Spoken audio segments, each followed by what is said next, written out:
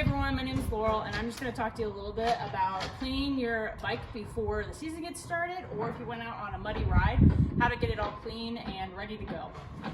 So the components that we're going to use today are pretty easy. You can find these things at home.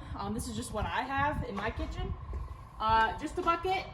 If you have a cleaning bucket, awesome. And then I have just your normal kitchen sponge, one with a rougher side and then one with a soft side. And then I just have another sponge that I can get into smaller areas that I can't get my hand in. And then I just have my kitchen soap. You can use any kitchen soap, and warm water is going to be your best option. If you have biodegradable soap, that would be awesome as well.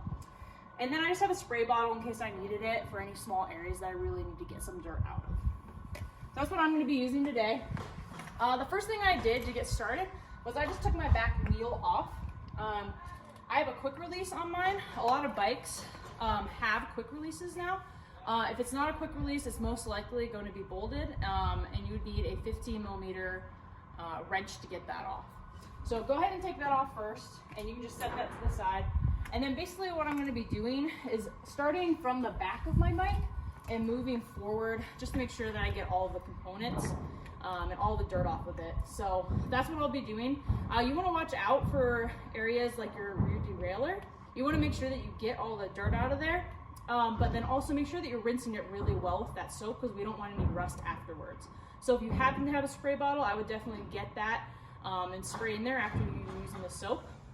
Something else to think about is if you have a hose hooked up to your house, you can use that. Just be aware of how much pressure you're putting on your bike, especially in the areas where there's supposed to be oil, like your chain.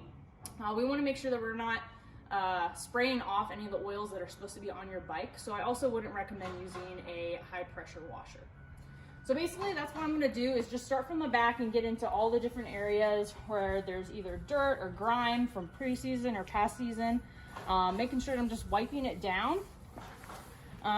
For me, I definitely have some areas in here where I'm going to have to use something smaller to get some of this dirt out of it.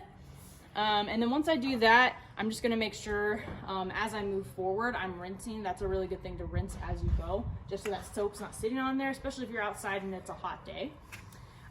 So yeah, that's the basics of kind of washing up your bike. I'm going to continue moving forward on my bike. Again, just being aware if you have a rear suspension system, how you're washing that, because there's oils on that as well. So just be aware. I would use more water than soap base on that. And then also up here, making sure on your front suspension system that you're really getting around the bottom here where there's a lot of dirt that builds up. So really try to get in there, especially, and at the top, if you have your lockouts, I would definitely get in where your lockout systems are. So those are some of the basics. And then obviously your crankshaft, a lot of times there's a lot of dirt that get in behind here. So definitely try to get in there. If you have a smaller brush or something or need to spray, I would definitely get that area. A lot of grime builds up near your chain, which can really affect your shifting if it gets in to your chain and into your derailleur system. Awesome, so that's the basics of getting your bike washed up and clean before the season or after a muddy ride. In my next video, we're going to talk about how to take care of your chain and your rear derailleur and your cogs, and making sure those are clean and ready to go and shifting correctly. I hope that was helpful, and thanks for watching.